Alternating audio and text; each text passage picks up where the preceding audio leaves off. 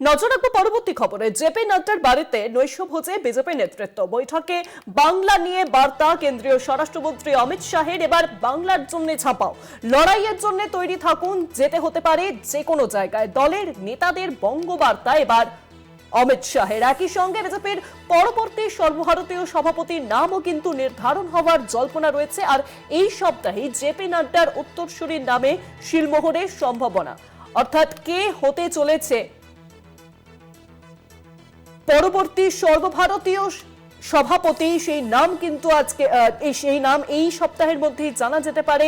JP নাড্ডার কে উত্তরসূরি হবে সেই নামে শিলমোহরের সম্ভাবনা। রাজনাথ সিং এর বাড়িতে ইতিমধ্যেই জরুরি বৈঠকে জেপি নাড্ডা, মনসুখ মান্ডব্য, মনোহর লাল খট্টার এবং কিরেন রিজিজু। শীতকালীন অধিবেশনের কৌশল নিয়েও আলোচনার জল্পনা। আর ফোন লাইনের সঙ্গে রয়েছেন এই মুহূর্তে বিশেষ প্রতিনিধি অঞ্জন রায়। অঞ্জন দা, জেপি নাড্ডার বাড়িতে বিশেষ বৈঠক, নৈশভোজের আমন্ত্রণ এবং সেখানে একাধিক ইস্যু নিয়ে কিন্তু আলোচনা হচ্ছে, কি জানা যাচ্ছে? দেখো, 1 তারিখ থেকে তোমার শীতকালীন অধিবেশন শুরু হবে।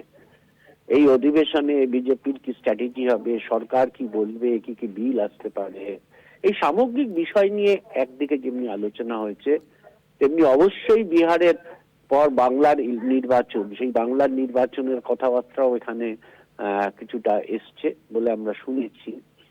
এছাড়া আরেকটা বিষয় এখানে এসছে যে সর্বভারতীয় সভাপতি প্রায় পেন্ডিং 2 বছর হতে চলল।